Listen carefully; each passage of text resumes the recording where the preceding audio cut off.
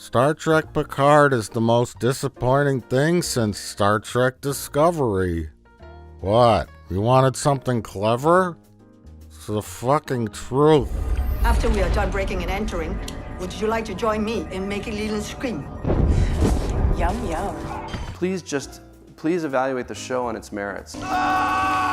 Everyone has worked so hard and given so much love to this thing. Shut the fuck up. This thing is being born of love. Please give it a chance. This is for him. Anyway, hey, it's me, Mr.plinketts. I'm back, and I'm gonna talk about Star Trek Picard. I know these two fat clowns talked about it to death, so I'll try not to repeat too much. If I do, please email me and let me know at idon'tgive2shits@farts.net. Thank you. Now hit it, Johnny. Star Trek Picard is neither Star Trek nor Picard. It's different, and it's not all good.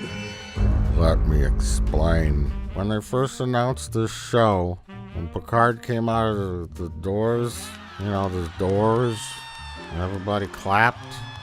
Fucking what? Jean-Luc Picard is back. Sheer fucking hubris. You think you could just bust back in here and be entrusted with taking men and women into space? Don't you think I was watching The Hollow the other day along with everyone else in the galaxy? Should not have spoken in public. We were promised that it wasn't going to be another string-you-along, violent, disgusting, embarrassing trash fire like Star Trek Discovery. They lied, people died. We were told it would be a show exploring the depthful character of Jean-Luc Picard. Your show changed my life. Without Star Trek: The Next Generation, I might not be here. And that lies at the very center of what I have to tell you now. Jean-Luc Picard is back.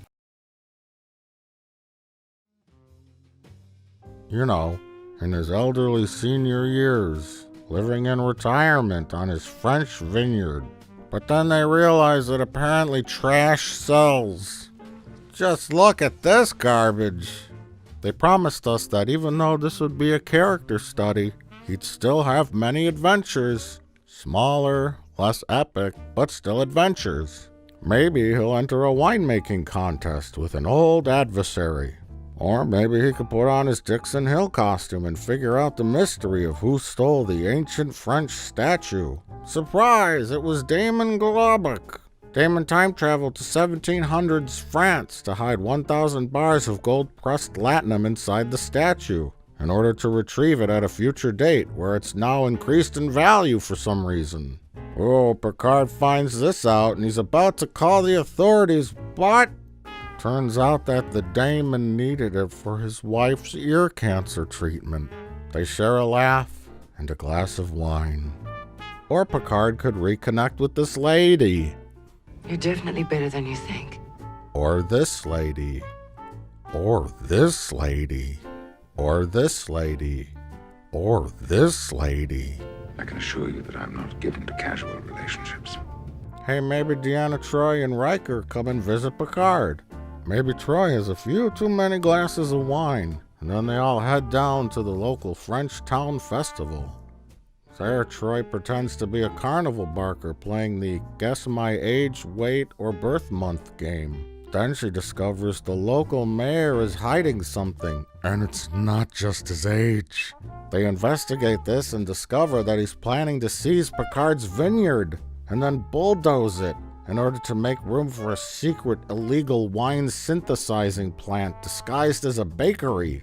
He's a villain! Oh my god. Hey, maybe Picard wakes up one morning and discovers that he's in France, but in the 1940s, under the Nazi occupation. He's got to help the French resistance. He falls in love with an elderly lady, and eventually they help break a code that helps win World War II. Then he realizes it was all a prank played by his old pal Q. Q says, Picard, you're getting a little lazy in your older years. I wanted to see if you still had it in you. They share a laugh and a glass of wine. Hey, maybe we can have an episode about Picard's dog. He needs his anal glands expressed. So Picard calls Dr. Crusher to help. The dog is concerned that a doctor named Crusher will be pressing on his anal glands. Picard assures him she has gentle, loving hands to caress and don't squeeze too hard. Picard and Beverly talk about life and love over a glass of wine. She tells him that she's very embarrassed of Wesley's life choices. I freaking love this show. And that he's a horrible sellout. We need a couple of things for good storytelling, which is, catastrophe. Of course. Violence. Then maybe her and Picard reconnect in a sexy way. But then a time travel accident brings Jack Crusher back to life. But only for a week before he begins to slowly vanish. What does she do? Does she stay with Picard? Penny for your thoughts. Does she rekindle her love with her long-dead husband? What a dilemma! So many smaller, fun, heartwarming, silly, Star Trek-like stories that could be Once these orchids have had it, there will still be 200 Romulan warships in the We just got more Discovery. Where's my data? Help!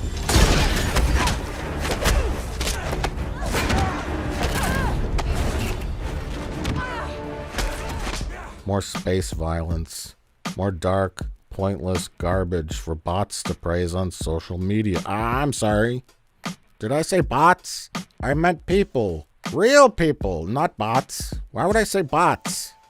I meant real people. Okay, hit it, Johnny. Number 1. The living nightmare is over. For now. Let's recap this shit fest. Picard is old. Very, very old. Patrick Stewart is like 80, but he has the stamina of someone who is 137. I mean, just look at this spry 80-year-old. He's gone where no man has gone before, and he just keeps going. Hello, Sam. Hello, William Shatner, who's now really in to electric biking. He's on his 15th divorce. And look at this! Why not make Star Trek Kirk? It could be about him searching the galaxy for the greatest and best-fitting space girdle of all. Let me just go and tell Bill about my idea. Oh. Well, I guess I could tell CBS about my idea. Oh. Alas, I digress. Let's grease this pig up. So Picard has spent decades feeling bad about how Data blew himself. What? Wait, sorry. Oh. Continues on to the next page. Blew himself up. Sorry about that. I mean, let's be honest. He did beam Picard out, but his sacrifice wasn't just to save Picard's life. He gave his life to save mine.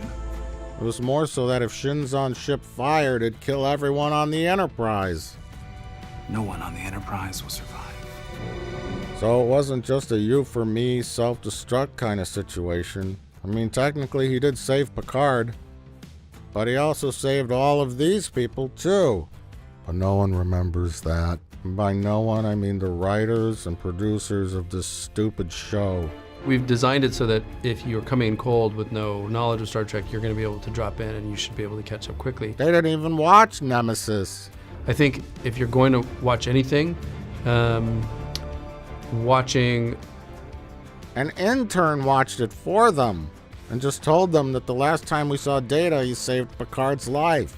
The show is called Star Trek Picard. Whatever. The fact that he thought of Data as not a human being, but as a man nonetheless, is part of the reason why he is so haunted by Data's death, by Data's having sacrificed his life for Picard. We must select an officer to replace Data at Ops. Recommendations. So when we see Picard, we discover that he has dreams about Data every night because he's in love with him. He's so old, and he's got Romulan Tal Shiar housekeepers that like him because Picard tried to save Romulans. He needed Starfleet's help to get Romulans off Romulus because it was going to get destroyed by a supernova created by J.J. Abrams. He needed ships. Starfleet didn't want to spare any of their ships. They don't have a lot of them. And the Romulans don't have any ships to spare either. But who cares? The details aren't important. Barely anything from this Romulan evacuation plot really connects with anything else.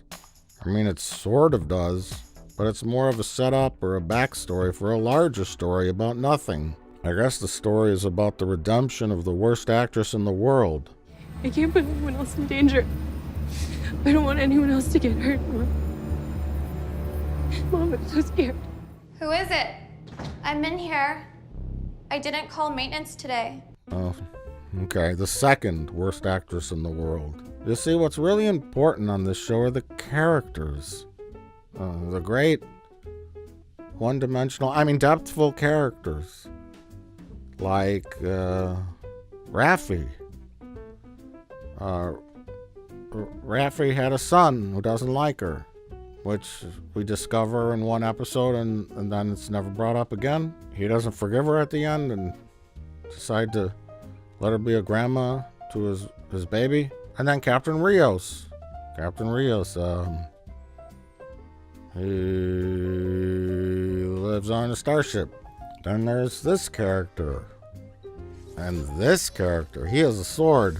And he wants to help Picard, or he just really likes fucking cutting people with a sword. I guess he was mad at Picard because Picard left him when he was like 5 and then didn't come back till he was like 20 or something. Hello? So he was really mad at first, and then he wasn't mad because he thought, hey, this is a great opportunity to kill people with a sword. What a great character. And then there's this character. Oh, literally. Oh, that's what you think about when you see that character. Oh, and then there's Narissa and Narek. Narissa, she's pretty depthful. Let me peel away the layers of depthfulness to her character. Well, there's evil. I guess that's it. Anyway, let's move on. Number 2, the story. Basic movie storytelling says that in a good script, no scene should be wasted. That's so interesting. No line of dialogue should be unmotivated. Burnt tomato. Every action should push things along, explain something, or have some importance. Then we have something like Star Trek Picard. But wait, you say, Star Trek Picard is a TV show. No, it's essentially a 10-hour-long movie. We pay admission to watch Star Trek Picard, and each episode runs into the next. So if it weren't for the stupid credits, it'd be one long movie. Our show, really the first 3 episodes of the first act, Yeah. So the pilot is really the first 3 episodes. Technically, it's a 7-hour and 28-minute long movie when you remove the opening credits, the end credits, the previously on, and on the next Star Trek Picard. But anyway, none of that's really very important. So I don't know why I brought it up. So what's this movie show about? What's the message? Never again kill somebody just because it's what they deserve. Ultimately, what I got from the first season was something so simple and childish, my cat could have wrote it. So the moral of the story was, mortality? I gave you a choice. Not being the destroyer was up to you.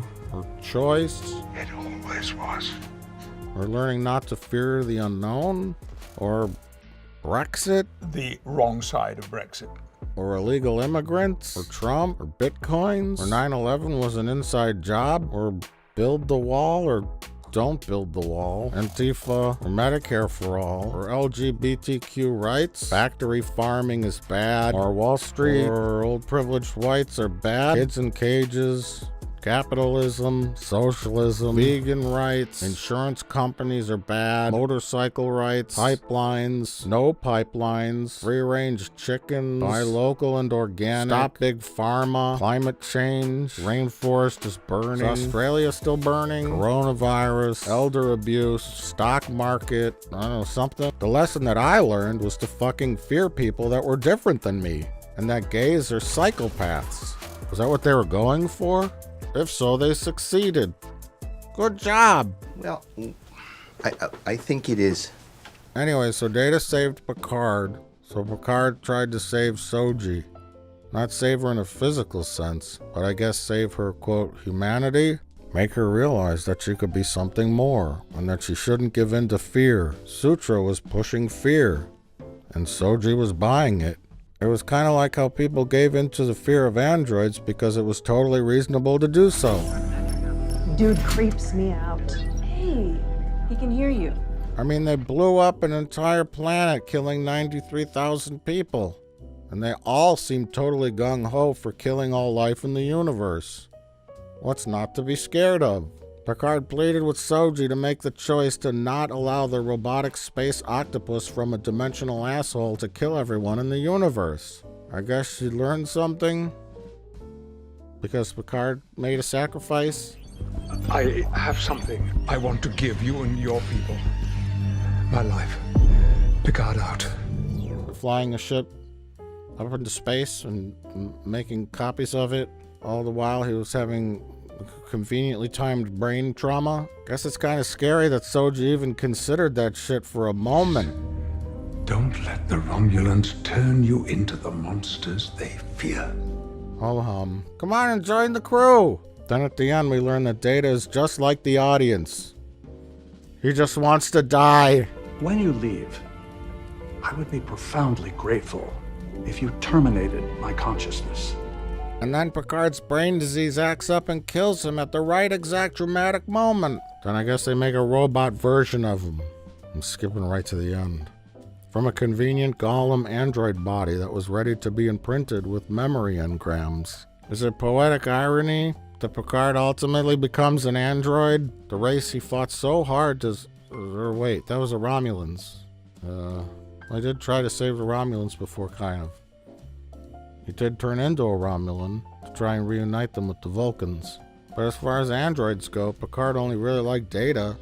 I find myself in complete agreement with that assessment of the situation, sir. And he didn't know about these Manson cult freaks until the end. But, so now he's an android. But he's still old, but he's like exactly the same. You haven't made me immortal. And they made him mortal, too. We designed a cellular homeostasis algorithm that should give you Okay. more or less the same number of years you would have expected without the brain condition. And he's got none of the advantages that an android has. So he's still old, like exactly the same age. Did they make it so that he'll get winded going up 3 steps, too? Did they make his fucking knees and back hurt him as well? Make him so goddamn tired? What about his enlarged prostate? His housekeepers jokingly call him Picard, because he urinates all night long. Agnes, did you shrink his prostate? Did you kill his shingles virus? Like you killed Bruce Maddox? Anyway, and zombie Picard is also programmed to die as well. Why? I guess he doesn't want to be immortal. Maybe they could have asked him all these questions. Do you want a giant cock? I wouldn't have minded. Another 10? Do you want to secure your erectile dysfunction? Do you want better knees? You want some Botox? But anyway, remember when Troy pointlessly mentioned how her son had a silicon-based brain disease? It's a silicon-based virus.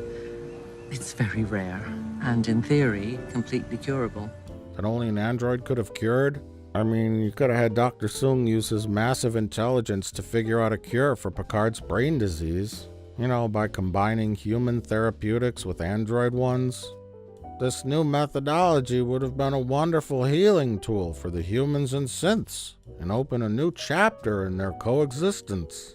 Then Picard wouldn't be a zombie android clone for season 2.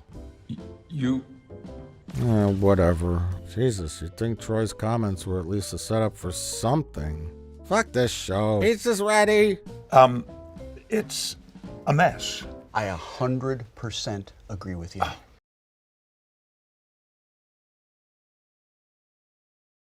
Number 3. The end is the beginning. So now that this shit show is finally done, and we have answers to all the, quote, mysteries that were presented, we can finally reverse engineer this train wreck. So let's jump from the ending back to the beginning, because now we can. Without doubt, Daj and Soji are the central point of this show. They or her are the reason for all the conflict that make this plot limp along. So basically we start off the show with this scene. Ugh. By finishing the season of the show, we understand that the Zhat Vash want one and only crucial piece of information. Gotta kill the synths. Where is that synth homeworld? Apparently that's where all the synths are in the galaxy. So then the Romulans can find it and carpet bomb it.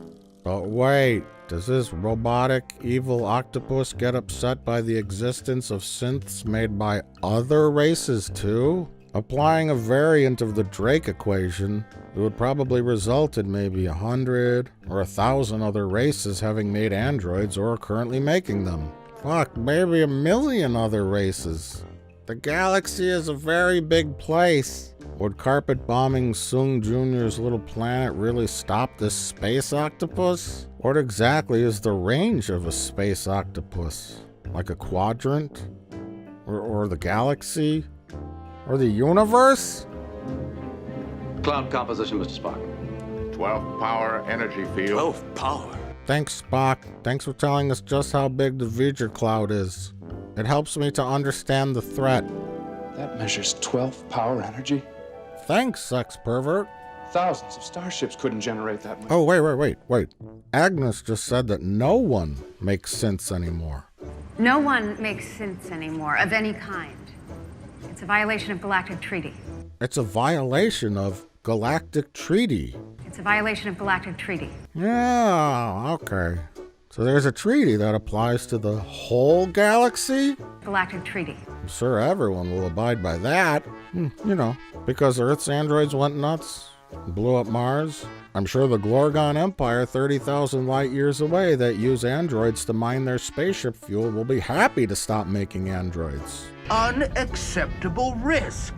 Because galactic treaty. It's a violation of galactic treaty. Just say galactic treaty. Galactic treaty. Who signed it? Galactic treaty. Where does it extend to? Galactic treaty. Just don't think about it. Galactic treaty. Galactic treaty. Don't think about it. It's a galactic treaty. Galactic treaty. It's a treaty that's galactic in nature. Galactic treaty. It applies to the galaxy. Galactic treaty. And it's a treaty. So nobody makes sense anymore. Galactic treaty. Focus your attention on one plot. This one. Don't think about logic. I failed you all. Nobody makes androids anymore. Nobody. Violation of galactic treaty. Nobody, because there's a galactic treaty. What if there's like a hospital somewhere, like on a planet in the Federation where they have android, like doctors, kind of like EMHs, The Federation comes in and they're like, we have this like giant hospital with like 1 million patients in it, and we have 10,000 androids that see to their care because they have just like long-term illness. Can we still have our androids? No, galactic treaty. Shut the fuck up. Galactic treaty. Galactic treaty. Galactic treaty. Can't have androids because Mars's atmosphere exploded. Okay, well, all these patients are gonna die. There's like 1 million patients that are gonna die. Galactic treaty. But I digress. Let's not think too much. We only need our brains for this tear-jerking scene at the end of the season. Data says he loves butterflies. Keep quiet and stay subscribed to CBS All Access. So anyway, they need this one piece of information from Daj or Soji. Forget which one is which. Now in this scene, the ultra-secret Romulan Zhat Vash used the method that works the best in the spy business.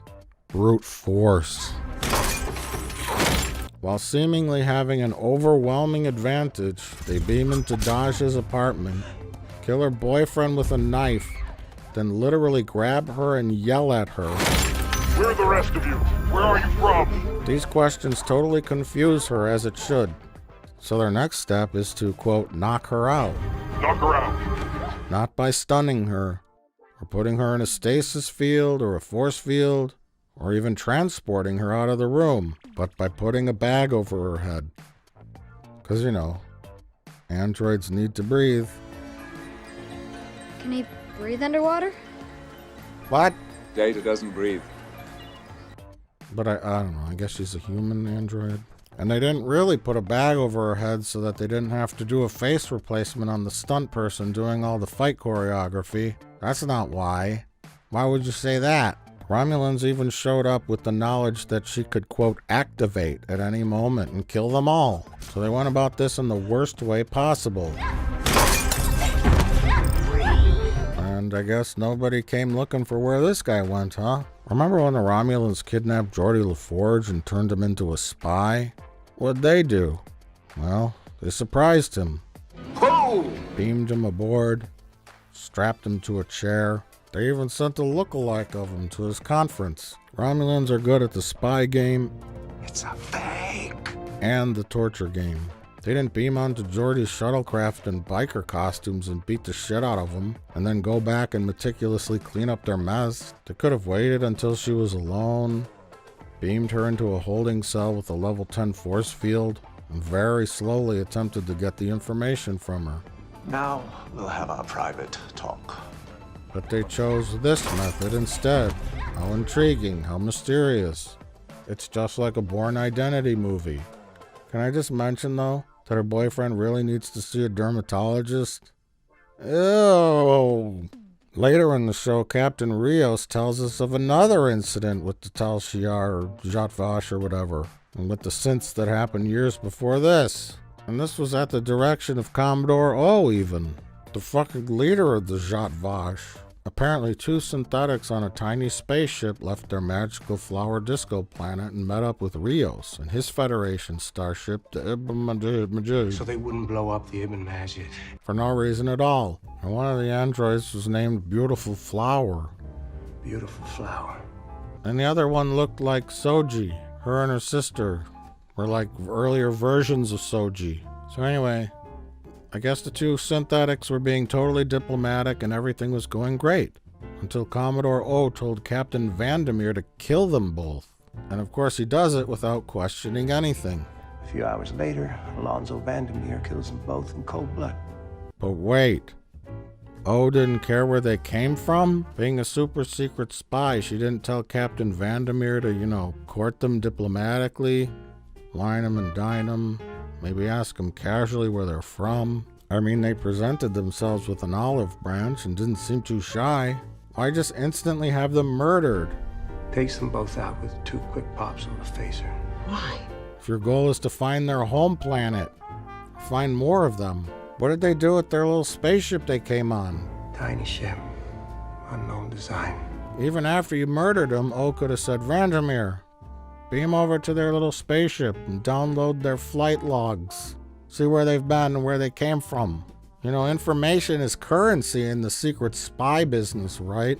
But I guess that gave Rios his backstory as to why he's so moody and dark. Space Jim Morrison needs to grow a pair. Riker didn't seem bothered at all that him and his old captain killed their entire crew on accident. Look at him playing his trombone, laughing, hosting card games, being a total slut.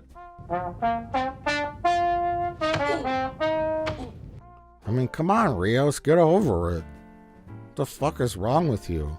This also leads to a bit of information that these 2 androids or synths or whatever were created by Bruce Maddox and Sung Jr., the son of Noonien Sung we never know he had. Presumably, these androids were made on the disco planet, right? False. Maddox. He left Earth right after the ban. No one was able to find him for 14 years. Maybe he went to this planet with the 2 red moons. And resumed his work creating synthetic life forms. But in episode 3, when we meet Maddox, he says the Tal Shiar destroyed his lab. When the Tal Shiar came for me, blew up my lab. He says they used a molecular solvent to destroy the entire lab. They used some kind of molecular solvent to destroy the entire facility. There was literally nothing left. Okay, so is this a different lab than the one on the disco planet? These were Maddox's old quarters. Yes. Was it also a different lab than the one where him and Agnes were baking cookies? I assume that was at the Daystrom Institute. Remember, Agnes said that's where the synths were created that destroyed Mars. The androids that destroyed Mars came from this lab. But if his lab was destroyed, there's no evidence of that. Everything looks fine to me. Which lab? Where was that at? So Maddox, in addition to working with Sung Jr. on the disco planet when he was in hiding, also had another robotics lab somewhere else besides Daystrom? But you see, Soji was created 37 months ago. Probable age, 37 months. which is like, what, 3 years? Probable 37 age, months. 37 months. 36 months is 3 years. Probable age, 37 months. So yeah, 3 years and 1 month, roughly. Probable age, 37 months. Probable age, 37 months. Okay. Girl, fucking got it. Probable age, 37 months. 37 You could stop scanning everything in the room now. 37 months. It's gonna come up 37 months. Probable age, 37 months. The next thing you scan, it's gonna say Probable 37 age, months. 37 months. Go ahead, scan Probable it. age, It's gonna say 37 months. Probable age, Okay, I got it. 37 months. Why does she still have all this childhood shit? Why does she still have a teddy bear from when she was 4? So Maddox made her 3 years ago on the Disco Planet with other children of Data, because they made twins from one of Data's neurons, as Agnes explains. His theory was that Data's entire code, even his memories, could be reconstituted from a single positronic neuron. So Maddox was there, he was here, and he was at a lab that was destroyed by the Tal Shiar or the Zhat Vash or the whatever. Jesus, this guy really gets around. How hard would it be to just follow him around in a cloaked ship? Let him lead you to the robot planet. He's apparently not that hard to find. Bruce, this is so unexpected. Bruce Maddox is on Free Cloud. Free Cloud, yes, of course. Maybe do that instead of orchestrating a synth band by creating a giant terrorist attack. The Zhat Vash are terrible spies. But wait, there's more! After her boyfriend is killed and after she killed the Romulan assassins, Daj flees her apartment. Imagine if she had just called the cops or whatever authority figures would come to her aid. She'd be like, look, why didn't they beam up the bodies? Whoever's doing the beaming, why didn't they beam up the bodies? Check off their biker helmets. Oh my god, they're Romulans. Call Starfleet. Call an emergency meeting of the Federation Council. Romulans are doing secret spy shit on Earth. Get their gear and analyze it. Get your best tech guy in here. What? They made secret subspace calls to Commodore O? But instead she flees. Like true film noir. I mean, Star Trek. I guess she fled because the whole incident really spooked her, but she also fled because she saw a vision of Picard. Now, why did she see a vision of Picard? Was it just because the plot needed them to meet up? Was it because her brain was made from Data's positrons? And Data loved Picard? I never knew what a friend was until I met Geordi. He spoke to me as though I were human. It's a life, Data. It can't be activated and deactivated simply. Data, you are the key to this entire mystery, and you have done nothing but block my every attempt to solve it. Why are you fighting me? He treated me no differently from anyone else. Data is not capable of the emotions which you're assigning him. He accepted me for what I am. By my calculations, we no longer have sufficient momentum to clear the debris field. Thank you, Mr. Data. And that I have learned is friendship. I call it Ode to Spot. Felis catus is your taxonomic nomen. Wouldn't she also see this, though? Or this? Or this? Or this? Or this? Or this? Or this? Or this? You wanted me? I guess I'm just not understanding why she saw Picard. 'Cause mystery! Many aspects of this situation are puzzling to me. I guess when she calls her mother, she tells her to go back to Picard. You have to go back to Picard. No, it's too dangerous. And Daj is like, I never said I saw Picard. How'd you know that? Now, clearly this wasn't a real mother, or even a real person, just some kind of computer program. But how'd that computer program know? Is Daj just talking to herself? Did Bruce Maddox hardwire Daj's brain to run to Picard for help if she ever got activated? I kept seeing your face. Me? If so, why Picard? Because Picard loves Data? Maddox met Picard like 40 years ago and he was his adversary. I don't understand the connection. Oh, it's because it had to happen in the TV show. She's activating! How about if Daj ever got activated, her brain is hardwired to return to the home planet for a debriefing? Do you remember when Nooney and Soong put that hidden program in Data and Laura's brains to return to him if he ever activated it remotely? Data turned into a super badass and hijacked the Enterprise in like 2 minutes. Enter code 173467321 Charlie 32 789777 643 Tango 732 Victor 73117888 732 4767 897 64376 Lock. Establish. That was awesome. I order you to stop. Computer, begin scan phase. But wait, why is she programmed to be, quote, activated at all? Why? I guess it's for self-defense, in case the Tal Shiar tries to kill her. Why? You see, Maddox says he sent Soji and Daj out into the galaxy to find out the real reason behind the synth ban. Same reason I sent her sister to Earth. To find the truth. The truth about what? Why? The ban. I'll tell you the real reason. It's 'cause synths went crazy and blew up Mars. But he thinks there's something more sinister. They're hiding something. Who? Don't know. Like maybe something about a robotic space octopus? Or he's not quite sure. Her lies upon lies. Why would he think there's anything more to it? I think the Federation are involved. Where's the evidence of that? That's what I sent them to find out. So he sends Daj to Earth and Soji to the Borg Cube. The captured Borg Cube.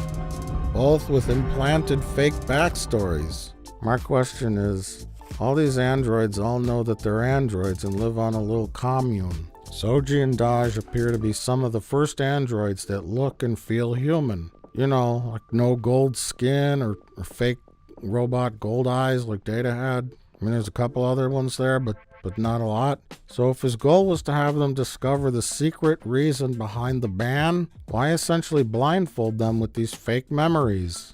Why not implicitly tell them to go out and act like you're a cybernetic scientist and use your skills as a secret android to find out information? 'Cause mystery box. Or, I mean, since you sent Soji to the Borg Cube, clearly you suspect Romulan involvement. Why not make a Romulan android and infiltrate the Zhat Vash to get information? Makes more sense than making an android that looks like a terrible actress. I mean, a naive young woman. Romulans are into drama. You see, this whole situation with the space octopus and the synth ban and the Zhat Vash, etc., could all have been handled simply, logically, and straightforward. But if you, as a writer, dip your knife into a jar filled with pointless mystery, slather it all over, smear it all out all over every episode, it all becomes vague and confusing, and it looks more complicated than it really is. This kind of trick will work on the weak-minded. You see, someone once said a straight line is the shortest distance between 2 points. If your story goes like this without any real or logical reason, Her lies upon lies. I mean, there's nothing wrong with some twists and turns, How do you know that? as long as they make sense. Why do you need me? If nothing makes sense, then it all boils down to what it really is. Terrible, misleading, and awful storytelling. Just listen to some of these lines. I came because the same lightning that got me out of there alive led me here. Why? These are some real vague humdingers. I do think you're full of secrets. Or is that a secret? Now might be a good time to reveal the secret plan. Romulans love secrets. The only reliable keepers of secrets. But it's a bit redundant. You could put the word secret in front of almost any aspect of Romulan culture. Secret planny. A secret? To keep a secret so profound and terrible. Is everything Romulans do a secret? Happy secret. Secret Romulan assassins are operating on Earth. Everyone is hiding something. Whether they know it or not. Her lies upon lies. You think everyone's hiding something? You may be right. Do you know how? No. Look, Daja's sister is in grave danger. She may already be dead. You see, my friends, there are many plot threads in this stupid fucking show. Most of these threads go nowhere, or fall out when they're pulled on, or vanish once they happen, never to be thought of again. And this is when I go back to just the very first episode. If I did all 10 episodes, we'd be here until the coronavirus pandemic is over. So I can't and won't question every decision, every plot point, every moment, every line of dialogue, because we'll all go crazy. Has the machine given up the location of its fellow abominations? One thing, though, is very clear.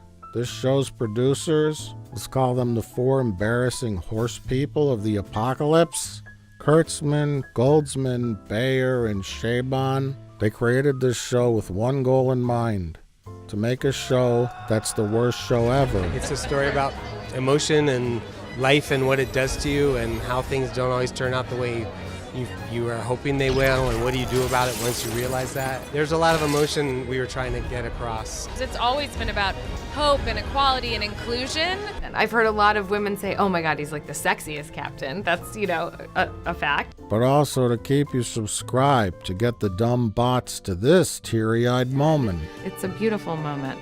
It's a really beautifully written scene about why he wants to die. Much like Discovery shoveled junk down your throat to get you to this teary-eyed moment too. It's very easy to trick stupid, emotional people, but it's hard to please a truly intelligent audience. If you want to watch an actual smart show about synths, watch Westworld, because this shit's a fucking joke.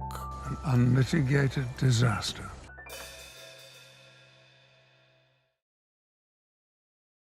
Number 4, let's wade through this jacuzzi filled with diarrhea. Now, I understand that a lot of you watching this review may not have actually seen Star Trek Picard, so I'll go through it quickly, very quickly. But I don't have time to explain all the Star Trek stuff, so if you're a little confused, I'm sorry. Go read a book or something. These two people who love him very dearly are able to point out to him that in dealing with Soji, he's never been a father before, and he's really bad at it. And he's treating Soji like another officer on his ship, and he's no longer the captain, and she doesn't work for him. And This isn't just a very long drought, is it, Father? Or get a life. The Romulans and the synth ban. Okay, so the Romulan sun is going to go supernova. Romulans have traditionally been the bad guys, so most of the galaxy said good riddance. If the point has not yet been made clearly, Commander, let me make it again. Romulan warships do not enter Federation space unless they are prepared to do battle. But Picard says, hey, let's help them. So he does help. He takes a bunch of Romulans to a dusty Wild West planet. And I guess a first wave of evacuations? Yes, of course. But in 3 days, I have to be in Central Station to meet the next convoy. Because then they later say that they're building more ships for the evacuation on Utopia Planitia. So I guess Picard did it once. So I guess there's a second he needed to do it again. Evacuation's maybe a third time. What will this mean for our mission? Will it continue? Of course, it must. Because Picard befriends some Romulan warrior nuns that we never see again, and also a kid for no reason at all. Later, when the kid is all grown up, he pledges his sword to Picard's mission, which means he does nothing but murder people pointlessly. Then he abandons Picard for another hopeless cause, which is to protect Hugh. I guess he really likes hopeless causes. Hopeless causes means he gets to murder people with the sword. But wait, Picard already had ultra-efficient assassins that vowed to protect him. Oh, I guess they stayed home to keep an eye on the grapes. No one but the Tal Shiar could ever protect you against the Tal Shiar. She's not wrong. But you have to stay here with her. The grapes are far more in need of protection than I am.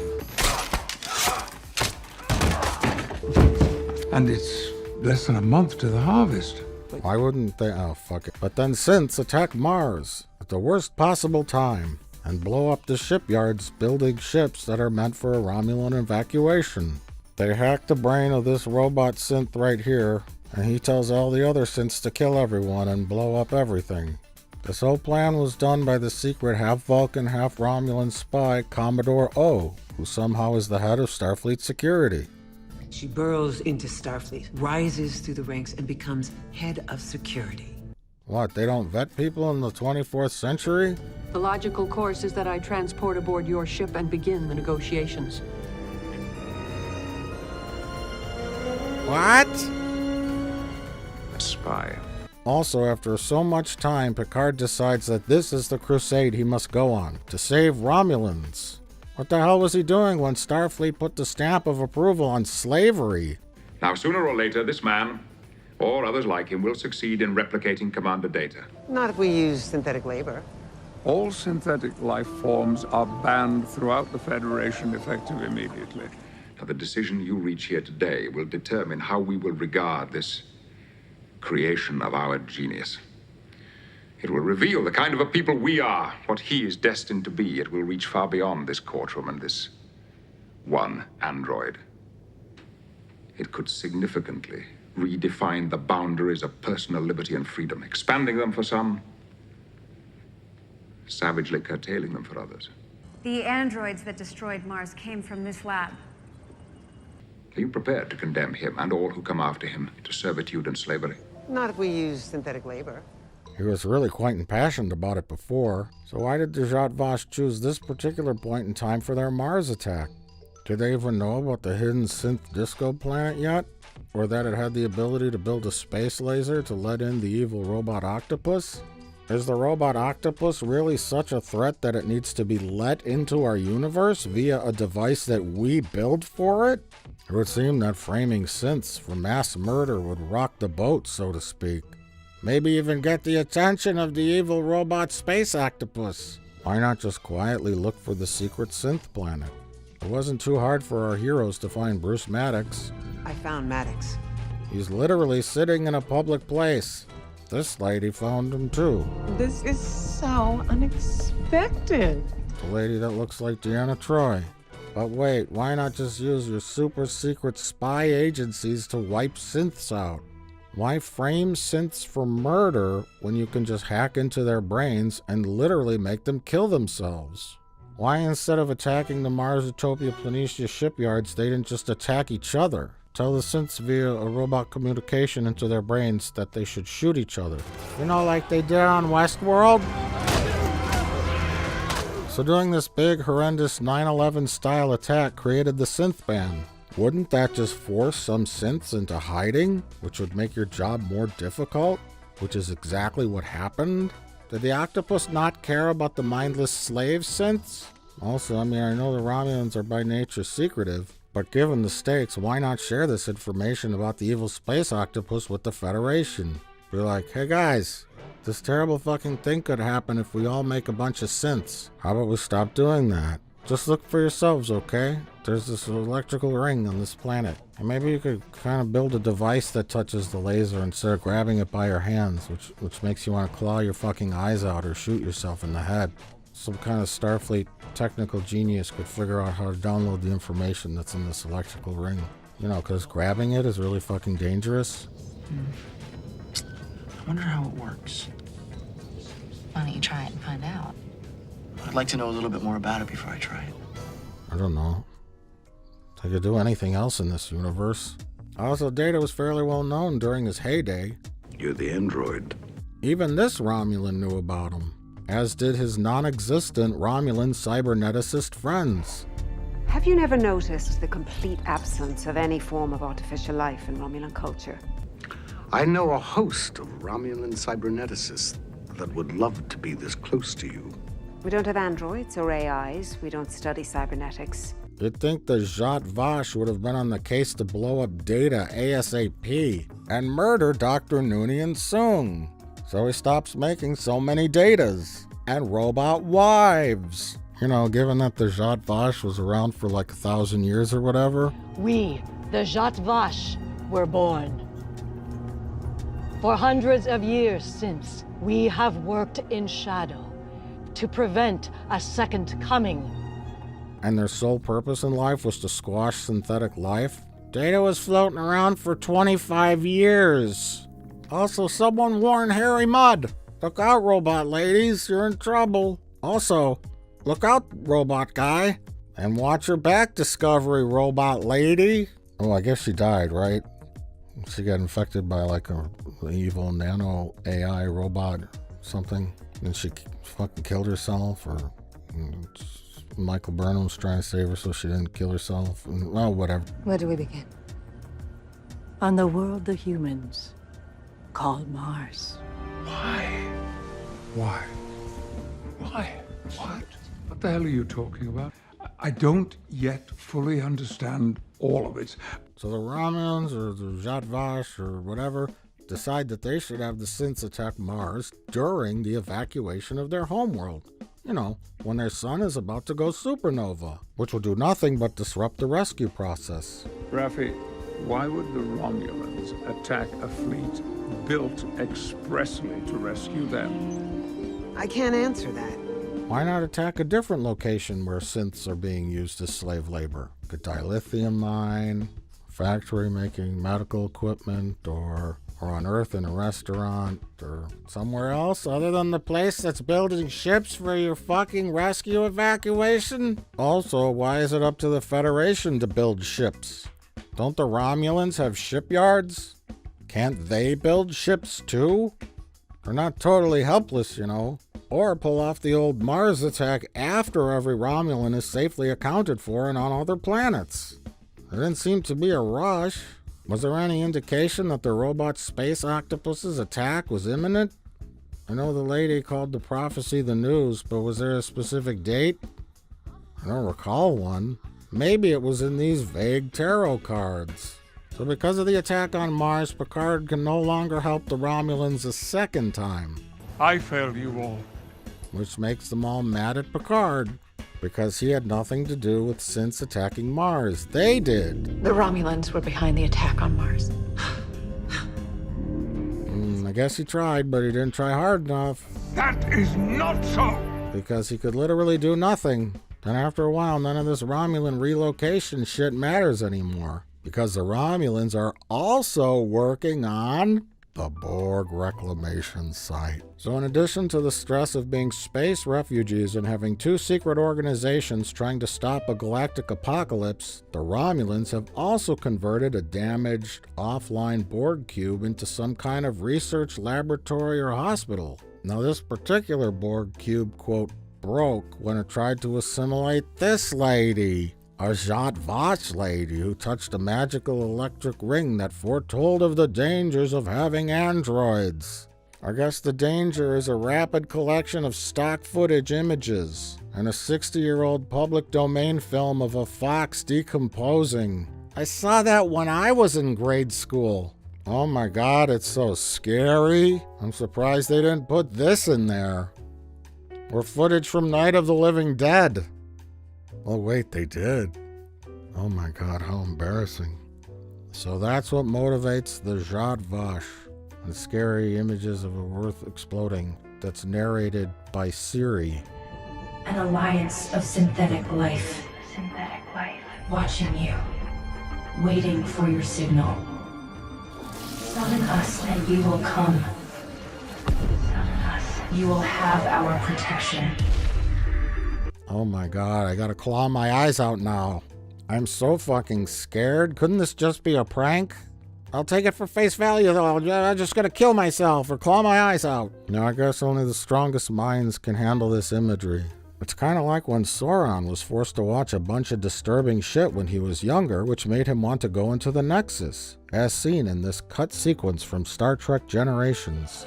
You've proved to me that all this ultraviolence and killing is wrong! Wrong and terribly wrong! But, as it turns out, this electricity ring wasn't meant for people at all. It was meant for androids. Fascinating. It was to tell androids what a space octopus would do to people if those people that made the androids made them in the first place? What? It's like androids are great, kill all the organics. What a twist! So what's the purpose of this Borg reclamation project anyway? At first, it's a little confusing. At second, it's a little confusing. Finally, at third, it's totally pointless and confusing. It looks to be a general philanthropic endeavor. In fact, a former Borg and human is in charge. He's the director of a Romulan project that's top secret. I would never have believed that assimilation could be undone on this scale. And by Romulans, no less. I guess it's not top secret because it's sort of in cooperation with the Federation. Access is for scientific research only. And maybe other worlds too? We see all kinds of people working on this thing. Humans, Andorians, the Irish. What?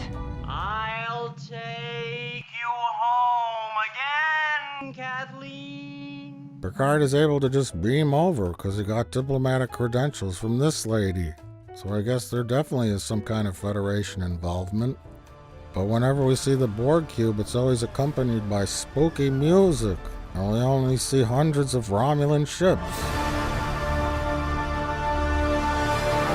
So remember when the Federation hated and mistrusted the Romulans so much that they didn't want to save their species? The Romulans were our enemies, and we tried to help them for as long as we could. You'd think they'd insist on having a few starships floating around this Borg project.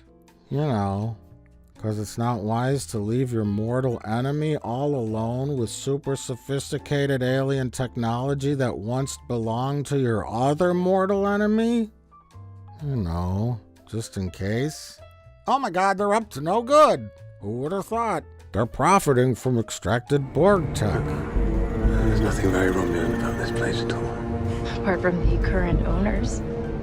And the profits you extract from the exploitation of Borg technology.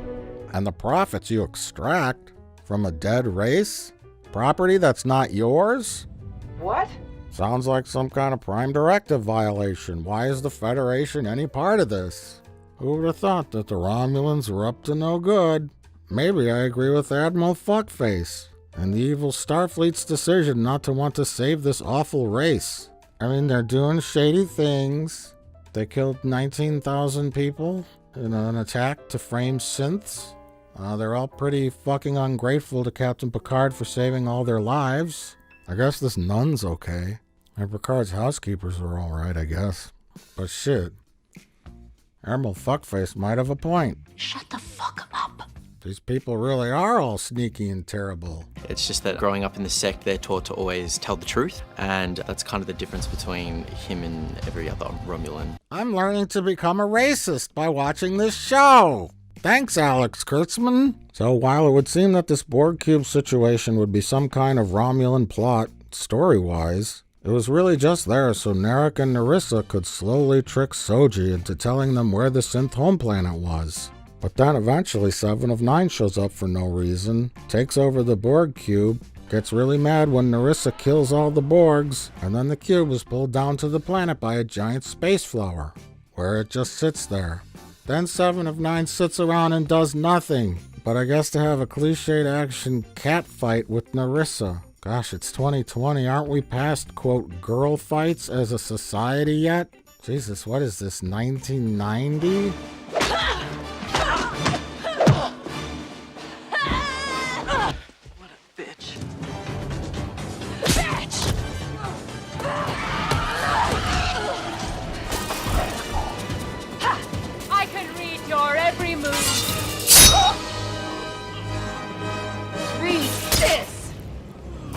Bitch.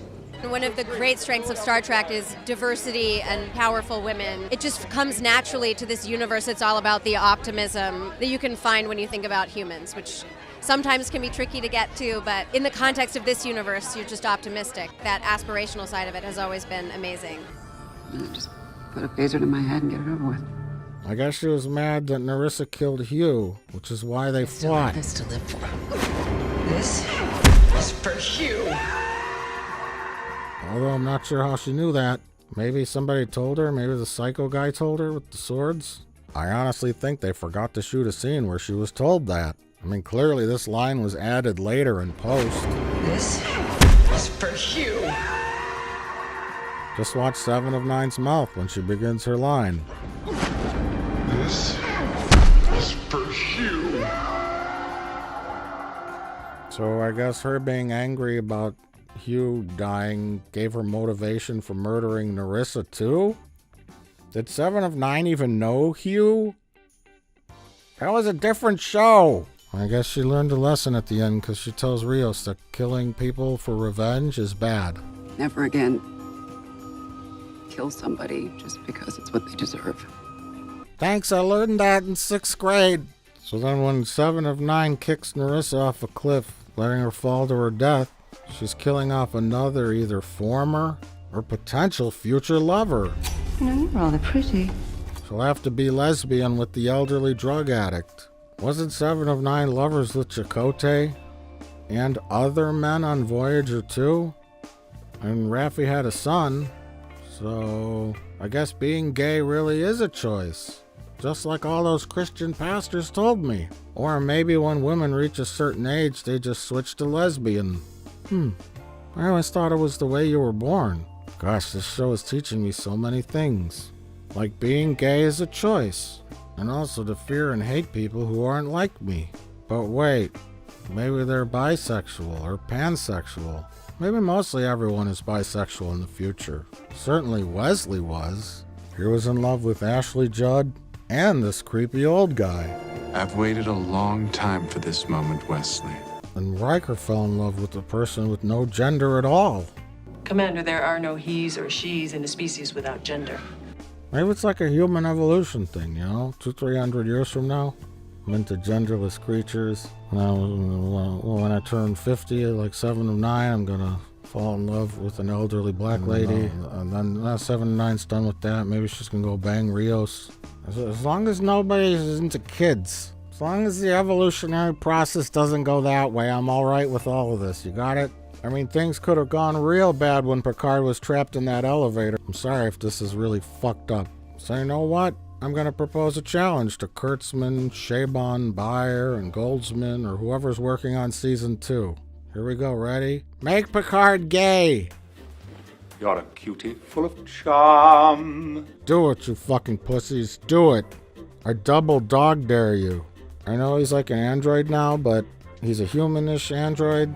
Everything works. Like Soji was fucking Narek, so I mean, it's not like Data, even though Data was fully functional, but these new human androids can fuck. So make Picard gay. Bring in Ian McKellen and have him and Patrick Stewart be super gay. I have ideas. I could totally think of another use for a bottle of Chateau Picard. Don't be passive-progressive like Disney and make pointless lesser characters gay. No one gives 2 shits if 7 of 9 is a lesbian, or these guys, or this character. Fucking good for them. Go for the fucking gold. Make your main character gay. I dare you.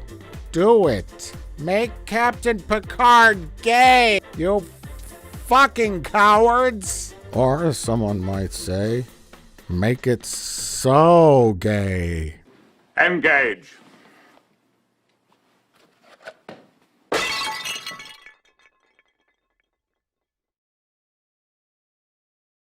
Picard, synths, and the Doomsday Scenario.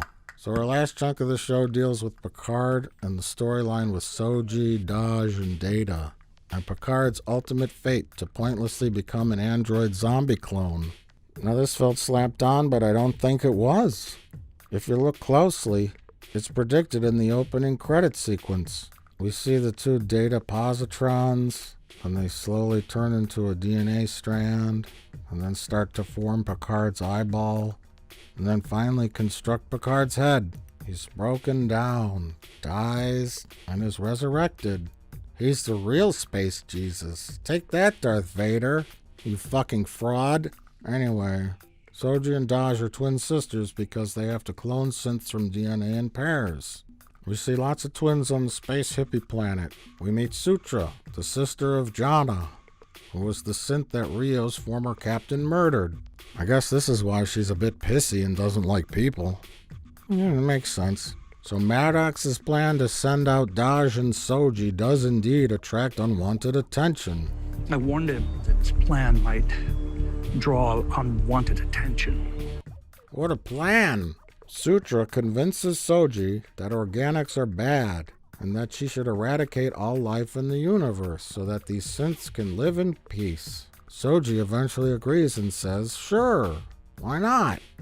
Robot space octopus, let's do it. Then all plot lines finally converge. Our heroes put a bomb in a soccer ball in a bungled attempt to blow up the tower about to shoot a blue laser into the sky that will let in a robotic space octopus through an interdimensional asshole. Earlier, Picard persuaded Admiral Pottymouth Fuckface to send a fleet to the robot planet, which eventually she does, and it's led for no reason at all by Riker, who looks like he ate a few too many pizzas. He doesn't even fit in the captain's chair. He's got to lean on one side because he's got hemorrhoids.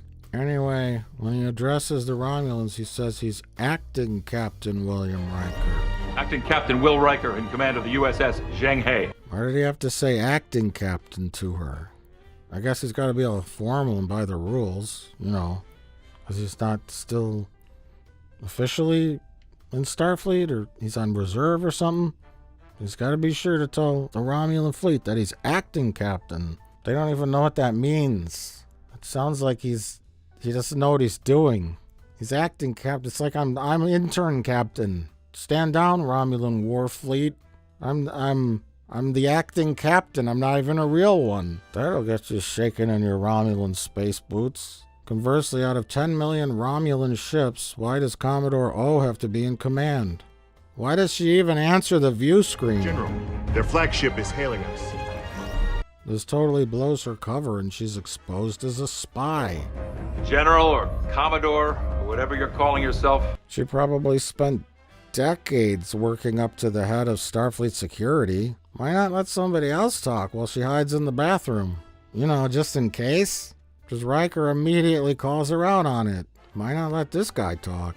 Anyway, Riker tells her he's on the bridge of the toughest, fastest, most powerful ship Starfleet has ever put into service.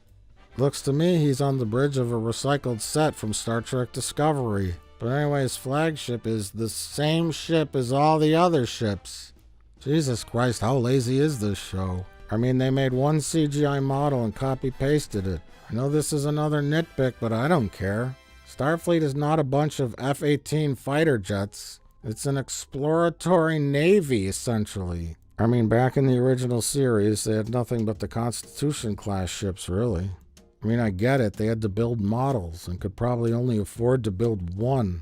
But even when they were still doing Star Trek with physical models, they understood the need for different types and classes of starships. Starfleet wasn't a uniformed war armada or an attack fleet. Huge fleet movements weren't very common because the ships were spread out all over the galaxy. Seeking out new life and new civilizations. Some ships were science vessels, research ships, escorts, ships made for diplomatic missions, ships made to tow other ships. It's like a real navy, which is why in the Dominion War you have a whole mess of different ships involved in fleet actions. Certainly Miranda-class ships weren't meant for war. I mean, clearly. But even though Starfleet ships had offensive and defensive capabilities, they all had to be used in the war out of necessity. I don't know, maybe in 20 years Starfleet changed so much that it just said, let's make a fleet of nothing but one uniform type of warship. Fuck it. My guess is that the show was cutting costs by using one model, and they thought that the crying internet bots wouldn't notice. I'm sorry, did I say Russian bots purchased by CBS to post fake comments of praise? I meant to say real people. I keep screwing that up for some reason. So anyway, it's come to this, and I'm shocked there wasn't a huge battle. I mean, there kind of was with the flowers, but it wasn't very exciting. Then Riker literally says, I'm gonna kick your ass. Nothing would make me happier than you giving me an excuse to kick your treacherous Talsiar ass. I don't even know what to say about that. It makes total sense that you're angry. And then Commodore O just gives up and leaves. Now you'd think, considering the dire consequence, aka the total destruction of all life in the universe, and having this exact moment been the culmination of her entire life as a secret spy, At last, our great work is nearly at an end. she might have said, fuck it, let's fight. I mean, the synth compound was literally only one house in California. General, they appear to be concentrated in one settlement. They even say it. How possible would it have been for just one Romulan disruptor beam to slip through the battle and blow up the whole synth house? The house has been obliterated. But I guess she leaves. Maybe it's just to save her own ass. What a dedicated super secret organization. So at the end of this confrontation, Picard says, I've got it from here. And then instantly the Federation ships all leave. All of them. Shouldn't they have waited an hour or two? What's to stop the Romulan fleet from instantly returning when they see all the Federation ships are gone? So warp right back there. Drop a bomb on the house. The house has been obliterated. Now, I couldn't bring myself to do it before, but I think I'm gonna have to finally talk about it. The sex toy. Now here's where things really got lazy. Or weird or terrible, I'm not sure. I wish I could say that this thing was set up way earlier in the series, or they spent an entire episode about where they got this magical MacGuffin, or who made it, or how they fought hard to get it, steal it, trade for it. But nope, it's slapped in earlier in literally the same episode. So Raffi gets this thing from an android to help fix the ship. It fixes things. The android tells her to use her imagination. You have to use your imagination. So we're to guess that this is some kind of weird alien magical device that's beyond our understanding, and that we could use our mind's eye to magically fix things or do anything? Ringo puts the device on his hand and turns the vibrator on and says, fix my ship. Then I guess instead of putting it back into a safe place, he randomly leaves it on the control station for anyone to find later. And what do you know, Agnes finds it. Conveniently, right after Picard says the only way to stall the Romulans is to make their ship look like they have 100 ships. To that, Agnes says, If only we had some kind of wacky fundamental field replicator with a neuroatomic interface. So her big shit-eating grin is to imply that somehow she knows what this device is and how to use it? Okay. That's weird for a lady who's never been to space before. Space turns out to be super boring. Go figure. What were you expecting? But I guess she's heard of this and knows how to use it. Who am I to argue that this Harry Potter sex toy isn't pretty common knowledge? So now that the Romulans have killed all the space flowers, this diversion by Agnes and the sex toy hold off the Romulan fleet from attacking for exactly 1 minute and 19 seconds, until Starfleet finally shows up. Now Commodore O told all 200 plus warbirds to target the Abomination's nest with Planet Sterilization Pattern 5. Ready planetary sterilization pattern number 5. Okay. So even though the Romulan weapons were firing all willy-nilly just a minute ago, when she calls for Planet Sterilization Pattern 5, it takes all this time to charge everything up. I mean, come on, you're just blowing up a moderately sized house in Southern California. The house has been obliterated. Do you really need Sterilization Pattern 5? I think a number 3 would do just fine. Or even a 2, for Christ's sake. Or how about she just yells, ignore all opposition, all warbirds fire at will on the planet. We must blow up the synth compound at all costs. What's with all this pointless doomsday weapon buildup shit? Sterilize the entire planet. The house has been obliterated. Oh, I know, because it's terrible writing. Can you even credit these people as writers? How about barfers, slappers, or poopers? I don't even know anymore. I'm so embarrassed for everyone involved in this train wreck. At least train wrecks have a purpose. At least some people found this show's ending emotional. That's all they talk about. The cheap emotional scene with Data. Oh, did I say people? I meant bots. Kind of ironic, isn't it? The show's biggest fans are robots impersonating people. Listen, I mean, just for what it's worth, as somebody who's in the audience, who is invested in it, I'm loving it. It's great.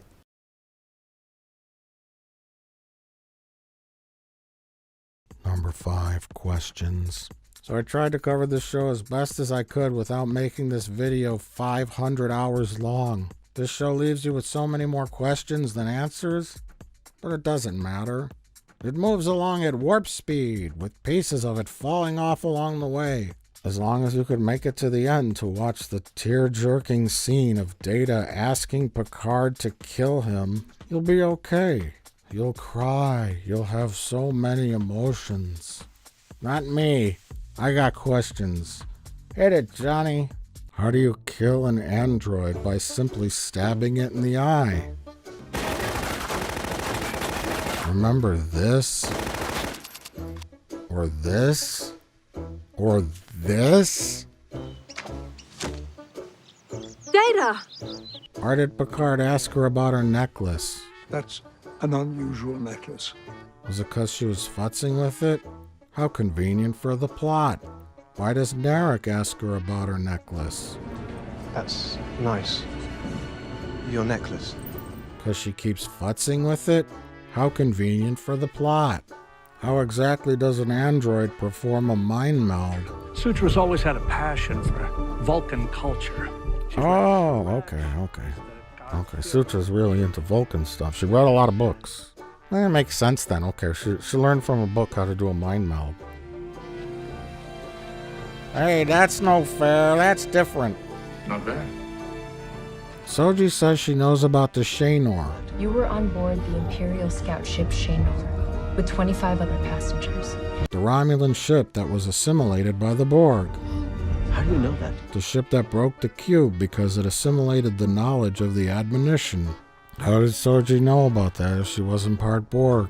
I would have said that I'd never even heard of the Shaynor, or that Ramda was on it. Did Maddox somehow know this highly classified information and put it into her brain? This little thing was never answered. Forget about it. If Maddox was trying to hide, why did he implant fake memories into Soji that gave away his real location? You know, what he did 37 months ago? Probable age, 37 months. Why didn't he give her fake memories? You know, maybe growing up in Chicago, 1060 West Addison. You know, to mislead people? What happened to Narek? Last we saw him was during the soccer ball attack. Did they leave him with the androids to get murdered? Did he get beamed aboard a Romulan ship? Guess we'll have to wait for season 2. Who or what was Soji's mother? If Data were to make a painting entitled Daughter, why wouldn't he paint Lol? And not some random face from his imagination? After they, including Soong and the synth's leader, discovered that Sutra really is the one that killed the other synth and not Narek. You reasoned correctly that your fellow synthetics needed persuading, an emotional jolt to drive them to the decision you wanted them to make. Why don't they all just tell the other androids that she betrayed them? And instead they all jump out and go forward with their soccer ball plan, which includes kicking and punching physically superior androids in the face. And from what I recall, that doesn't work so well.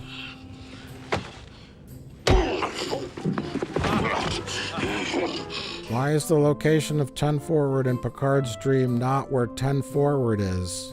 10 Forward is located on deck 10, forward, like the exact front of the ship. Did they not know that's why they call it 10 Forward? Oh, who am I kidding? Of course they didn't. When Daj exploded, Picard got thrown back and possibly concussed. He's 150 years old. Why was he not taken to a hospital? Why does this guy sound like he's about to take these people on a Disneyland tour? Morning and welcome to Pop Cycle 9834. What kind of Romulans say good morning? Please keep your hands inside the cart at all times. If Romulans have shown that they could beam into a room and surprise people instantly to kill or attack them, then why did the Romulans come into Picard's house one at a time through the door? I guess you're going to tell me that Picard's house has some kind of shield over it. Shields up. Perimeter scans to max. They killed the alarm. Take him. Then why didn't his dog bark at them? If you were dangerous, then number one would let me know. And let's do the pop. They killed the alarm. Take him. If they could put Picard's brain into an android brain, then why did they have to store data onto disco flash drives? In fact, how were they able to preserve Data's consciousness?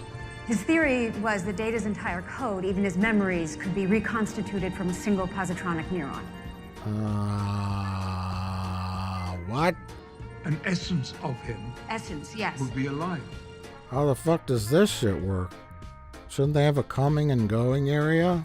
You know, like the subway? What happens if you walk into the thingy at the same time someone is coming out? Do you get tuvixed? I mean, okay, it's kind of neat that transporters have evolved into this quicker method of travel, but the production design on this is way too illogical and nonsensical. When the Borgs flew out into space, 7 of 9 was so upset. Doesn't she know that Borgs can survive in space? Hey, that security camera footage looks an awful lot like the actual clip from the show. How lazy and embarrassing. I mean, what? They could oh. Silence! Silence! That's right. Let's move on. Nothing to see here. Picard is different now, and Star Trek is different now. Now I'll acknowledge a few things that I didn't put into this review. I tried to just discuss this show on its merits alone.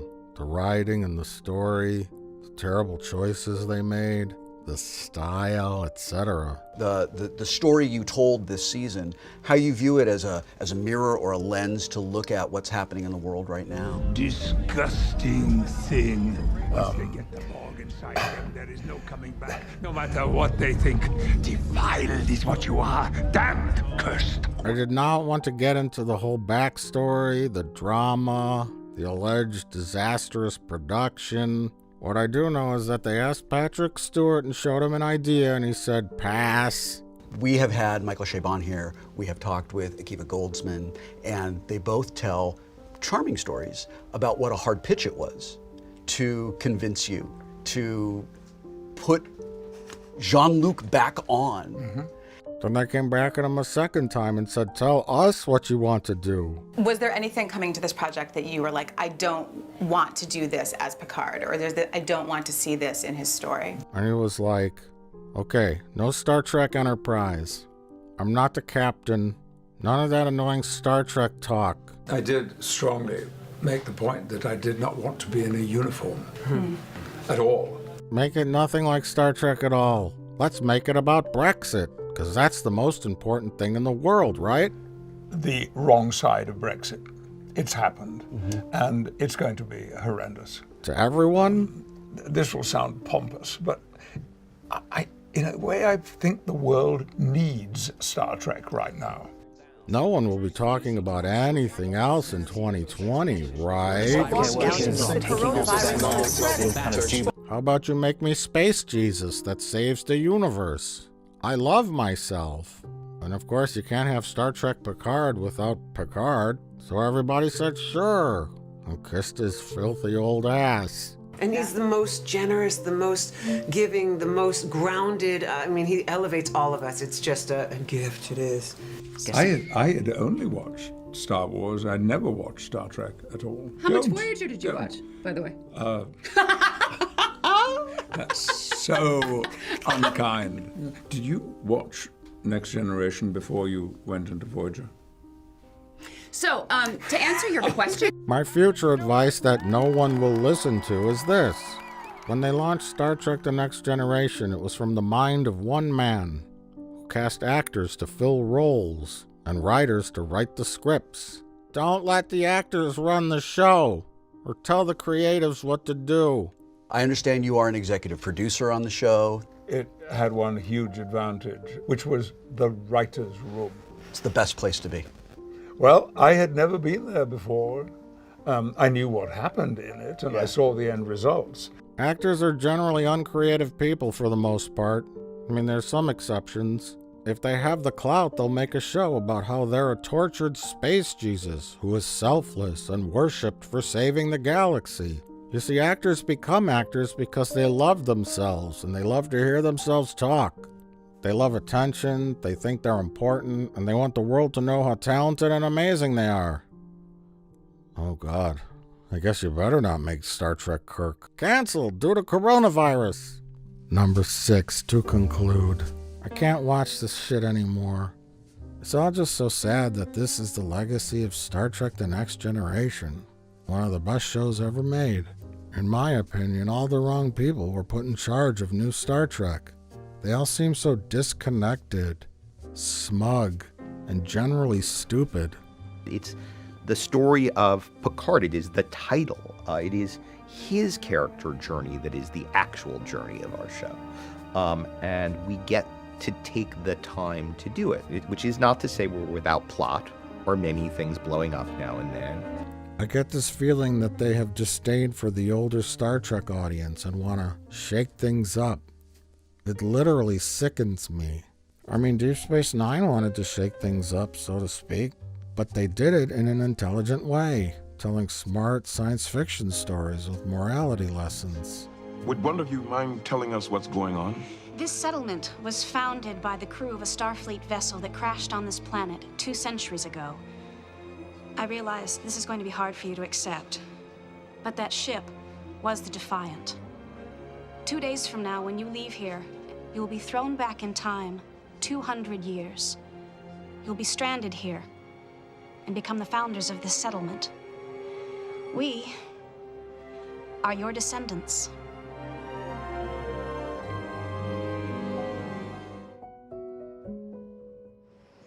Praying over your own grave. It's gotta be a new one. You can't argue that any of this trash is smart. It's literally junk. It's a dumpster fire. Aside from Star Trek being for the most part episodic stories, it was also a show that showed the best side of humanity in the future. Sure, there was some violence and some horrible things happen. There are some bad people on the good guys' side. Admiral, I'm hereby charging you with violation of the Treaty of Algeron. As captain of the Enterprise, I'm placing you under arrest, Mr. Wolf. And not everyone was perfect, but our heroes were. We could always count on them. Kirk, Picard, Sisko, Janeway, Archer.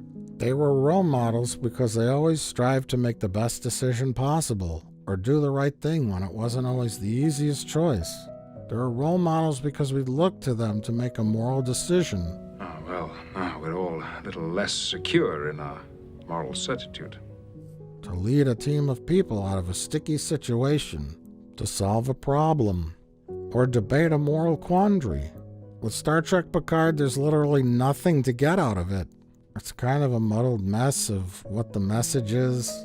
Feels like more of a random role-playing adventure game, where everybody shoots at each other, or drinks booze, and is angry. The world of Star Trek was always a world you used to want to live in. People made their own Star Trek bridges, dressed up in the uniforms, created 3D computer renderings of the inside of the Enterprise, transformed their homes into Star Trek homes, their cars into shuttlecrafts. There's even the Star Trek Original Series set tour that faithfully recreates the old Enterprise.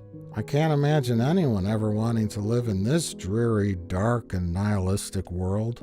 Fundamentally, maybe characters on a starship discussing how to get out of a space problem doesn't make for the most dramatic or contemporary television, but I assure you there's a lot of people out there that still want that.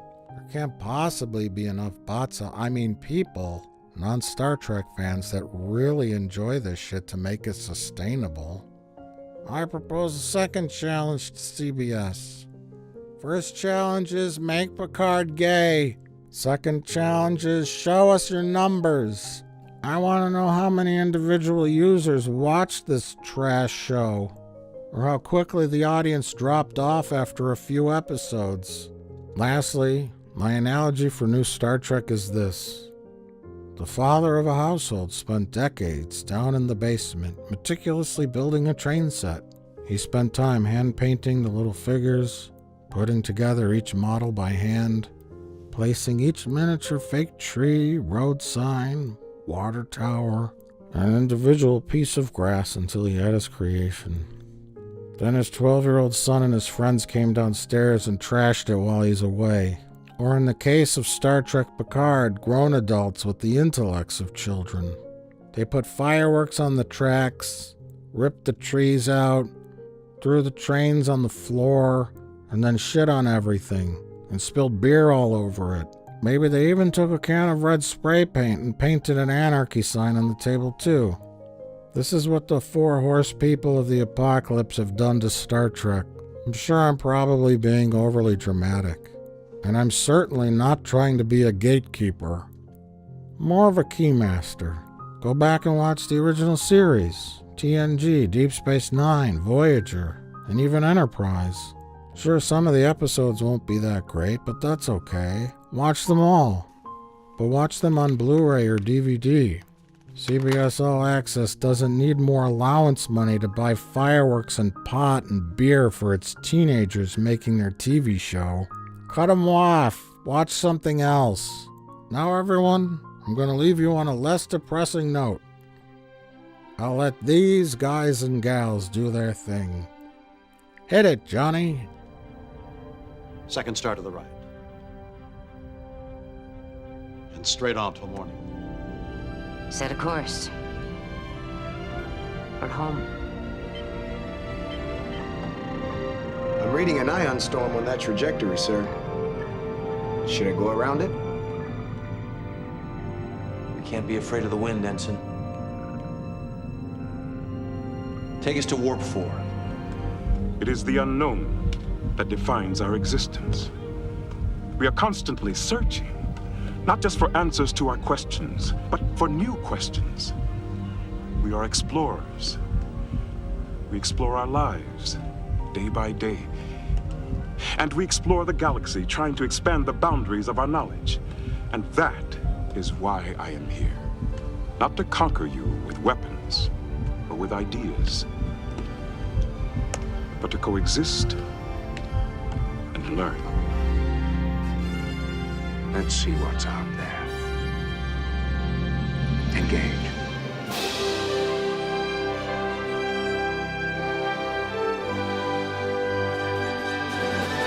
Shut the fuck up.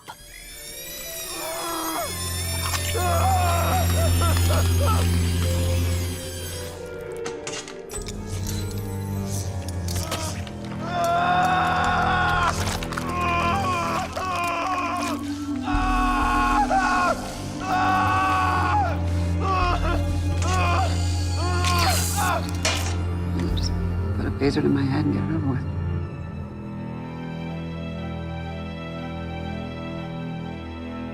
That's when he put the phaser in his mouth and pulled the trigger.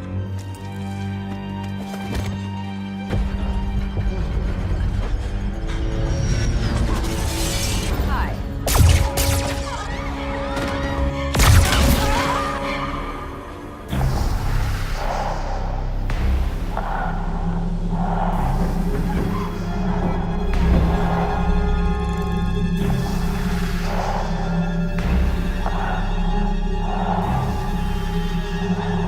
Hell will come again.